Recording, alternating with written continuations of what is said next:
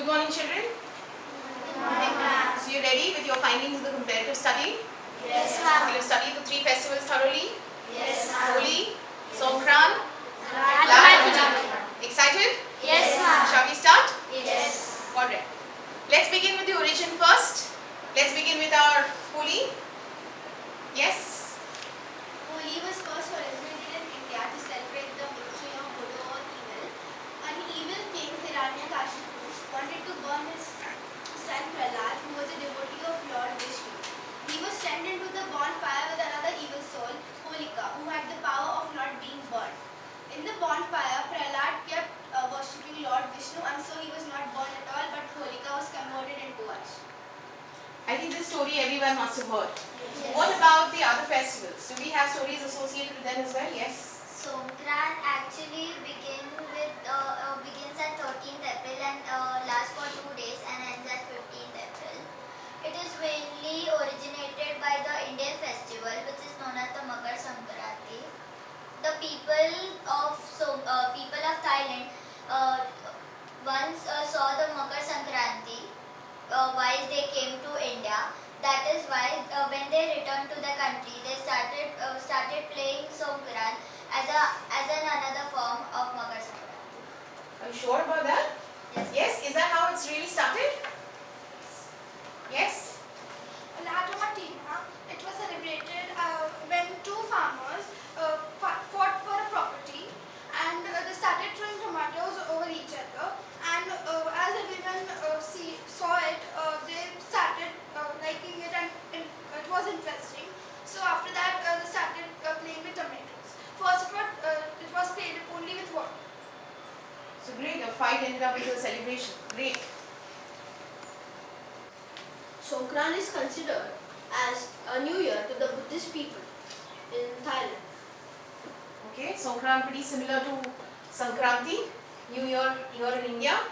Alright, interesting how beliefs carry from one place to another. Right? Okay, do they also have some mythological beliefs or stories related to Songkran? Any stories related to Songkran? I believe it has something to do with Lord Buddha. Yes? The Thai and the Buddhism culture, which is carried over the whole of Thailand, states that the pouring of water symbolizes the washing away of misfortunes.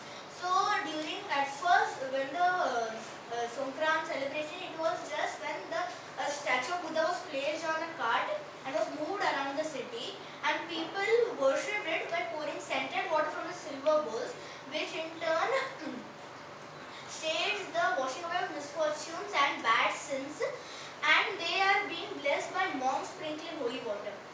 Right. So the cleansing quality of water Yes. is all about. Yes. What else? What else do we know? What about the way it is celebrated? Yes. So let me continue here. So they should remove the dirt, the positive dirt of the Lord Buddha, and then they utilize it to throw it on each other so that they spread the goodness of a god, like a type of a blessing from a god. Like Did you say in Thai. positive dirt? Like not not the dirt which is like not a negative one, but the blessing type. Once it's poured on the Lord, it becomes holy water. Yeah. That's what the belief is even here. Right? The holy Water water. poured on Lord becomes holy. Right. The holy water is then splashed on each other as a blessing, indirect blessing to other people from Right. God. Okay. What about the way it's celebrated? Yes? People usually begin in the morning with water guns, which is filled with extremely cold water. They start spraying on anyone which comes in the path, especially the children. They are always very excited to play this because during this time their enemies too become their friends as they spray water and become friends. They usually throw water on their grandparents too as they consider it as a blessing. Right. That's how we celebrate Holi too over here now. But let's go back to the traditional way of celebration. How was Songkran celebrated traditionally? Okay. People visited monasteries and provided gifts of food to the monks who lived in the monasteries. So, when the nearby people, they lived near the monasteries, they went to the monks and gave them gifts in the form of food. and they reunited with their families. Absolutely. And I believe they show respect to their elders also by pouring water on their feet. Right? What about Holi? How was Holi celebrated traditionally? Traditionally, Holi was celebrated by throwing natural colors extracted from the natural resources like turmeric, neem, tulsi, lotus. But now, as it has evolved over the years, people start using the artificial colors and start throwing water with the chemical colors poured into it.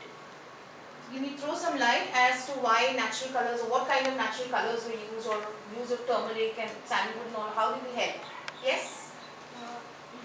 Nowadays, it is very, the colors become artificial, but before it was made from flowers and they crushed the flowers and made the natural colors and not now as they made the artificial. And what is the significance? What kind of flowers were used? Yes. Ma'am, the red color was made from beetroot and blue from indigo, yellow from turmeric, etc. These all colors prepared our skin for the summer heat, so that our skin can face the heat. It was like a cream or facial type, so that it prepares our skin and our skin is ready to face the summer heat. Right. Yes. Also, because of using turmeric, it helps our skin to glow. And also, if using neem, it purifies our skin from all the dirty. And neem and turmeric both have antiseptic properties. Yes, Everybody is yes. familiar with that. Medicine Yes. Absolutely. And what about La Tomatina? Why tomatoes? Yes. Now the tomato sale usually began because of fight of two farmers over the property. The tomato has a lot of acidity to it, so the acidity has positive gains to our body also. And after the 1 hour fight of La Tomatina, the acidity tomatoes is when the streets are washed, the cleaners do not face any difficulty because the acidity of the tomatoes in turn acts as a disinfectant and takes the dirt away from the streets. So the cleaners don't face any difficulty in cleaning the streets. Absolutely. One feels one has messed up the place, but actually helps in keeping the city clean. Yes. And they do not consider this as the waste of tomatoes because these tomatoes are especially grown for this purpose. So they use up to 1,50,000 tomatoes, and so they don't think, and they are grown in extreme manner. Right. So all the criticism that comes from those who haven't researched enough and do not really know the significance of celebrating these festivals. Right. What else? So how are these festivals similar to each other? Now, Holi and Songkran are similar in many ways because both these festivals use water, and the cultural beliefs, people reunite with their families and friends, which is even carried in Songkran and as well as Holi.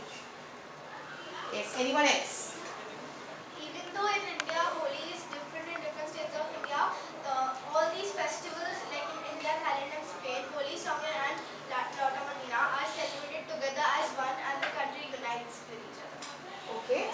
Anything else anybody would like to share? Pretty similar these three festivals and yet different. Slightly different from each other as well. So if we sum up, tell me whether the festivals, we should continue to celebrate these festivals? Yes. How are they important? Yes. They bring joy among the people, so people feel more good and happy. Okay. Though they make enemies friends, and they also unite people to be one and play with each other for fun. Right. We celebrate these festivals so that we can become a kid again. Okay. And what about the kids? They're anyways kids. It Yes. memorizes us about our religious past, which was, a little bit even scientific, and it has many benefits. Right. Yes. So while playing these festivals, it involves a lot of running around, so it in turn can act as an exercise also, in terms of calories. Okay. So getting together with family and friends, the joy behind that, the scientific benefits that we get from these festivals, the cultural aspects. So I think we should continue to celebrate, isn't it? Yes. Great. Thank you, children. Thank you so much for all the research work you've done. Thank you. Thank you, ma'am.